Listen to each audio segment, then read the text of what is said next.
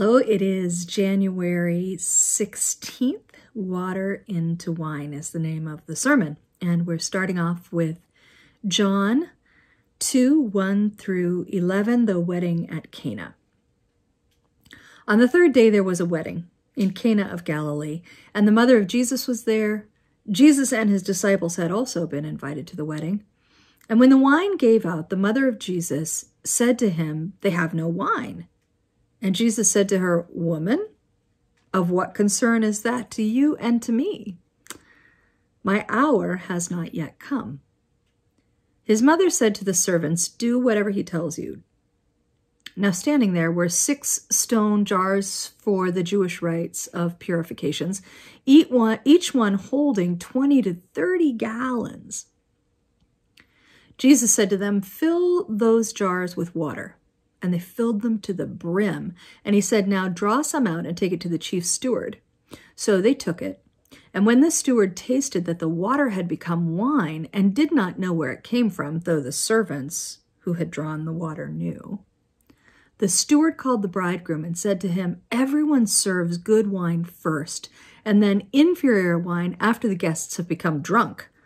But you have kept the good wine until now." Jesus did this, the first of his signs, in Cana of Galilee, and revealed his glory, and the disciples believed in him.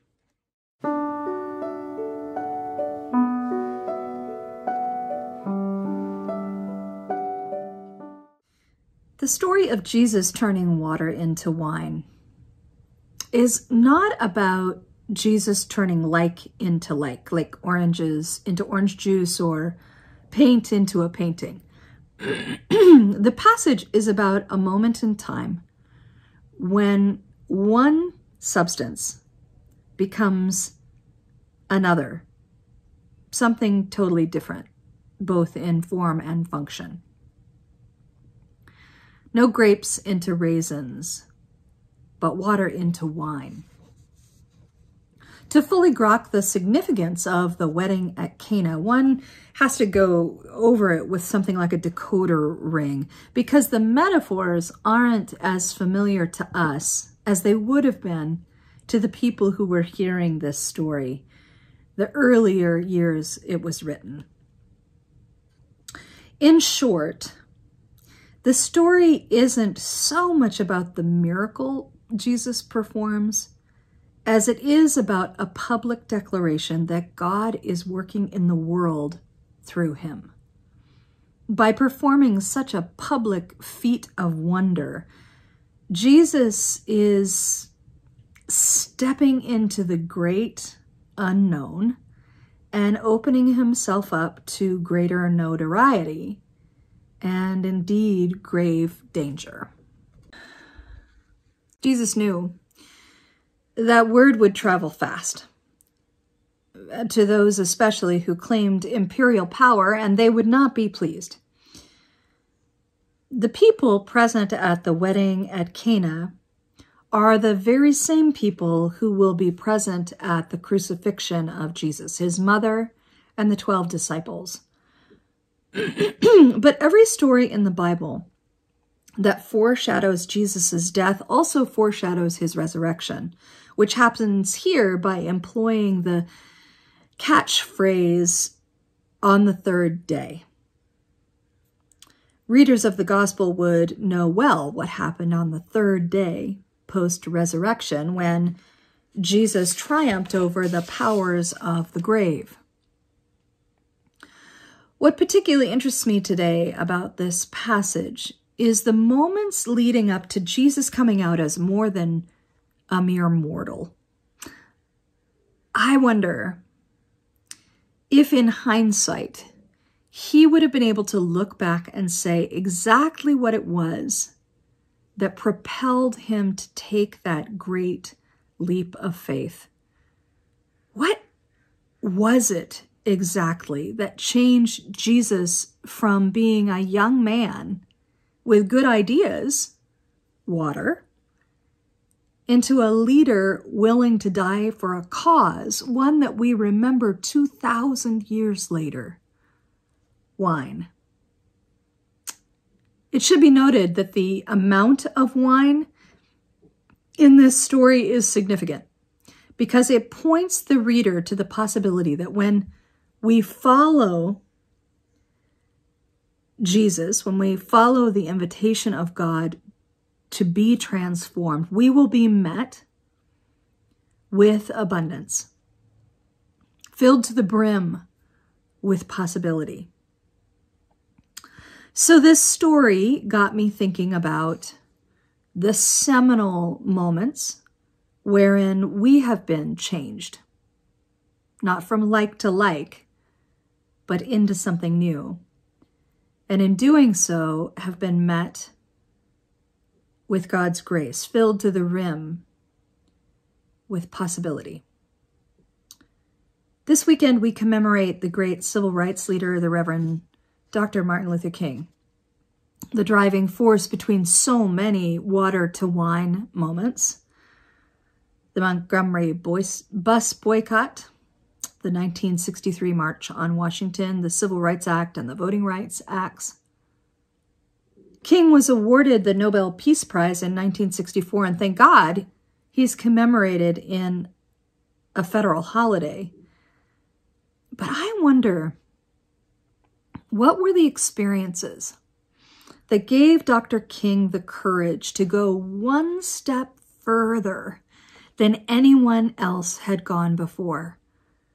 Especially because the risks were clear in doing so.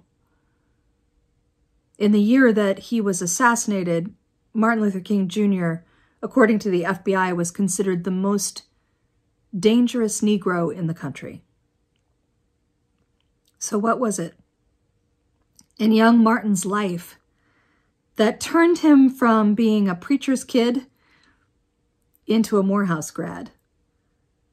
What transfigured him from the leader of a congregation to the leader of a movement? What radical transformational moment filled Martin Luther King Jr. with the abundance of courage that it must have taken to lead the Freedom March across the Edmund Pettus Bridge? Was it his house being bombed in 1956, or the development of the Christian Leadership Conference? Was it having to tell his daughter that she wouldn't be allowed to attend the amusement park with all the other children? Was it the Montgomery bus boycott? Or was it his visit to India to study nonviolence and civil disobedience? What I'm getting at, and what I want each of us to think about, is our own water to wine experiences. Can you pinpoint a time in your life where you were truly transformed, not from like to like, but into something new? Perhaps in addition to the challenges embedded in that risk, you were also cloaked with an abundance of grace. If so, you've got a story to tell. Some would call it a testimony. Amazing grace. How sweet the sound that saved a wretch like me. I once was lost, but now I'm found. Was blind, but now I see. While I was waiting for Katie in the car while we were on vacation in Kauai, outside the food mart in Hanalei Bay, I was surprised to hear an interview with an evangelical pastor located somewhere in the Midwest, and even more surprised to find that what he had to say really got my attention. He said that protecting and increasing voting rights in this country is the single most important faith issue in America today. He went further to say that any pastor who is not talking about the injustice of voter suppression isn't doing their job. This is a recent water to wine moment for me because I realized I had been silent on the matter. Holocaust survivor Elie Wiesel writes that what hurts the victim most is not the cruelty of the oppressor, but the silence of the bystander. I have not raised my voice for the same reason that many stay silent. I've not raised my voice for fear the words would come out all wrong and I might do more harm than good. Thankfully, the words required here are fairly straightforward. All Americans must have equal access to the ballot box. I'll say it again. All Americans must have equal access to the ballot box. It's taken me too long to speak up, too long to recognize that one need not be the most articulate person in the room to speak the truth. And when we don't, we become part of the problem. My newsletter article on the 24th of January will provide some links to our state senator. And I hope you'll take a moment to raise your voice.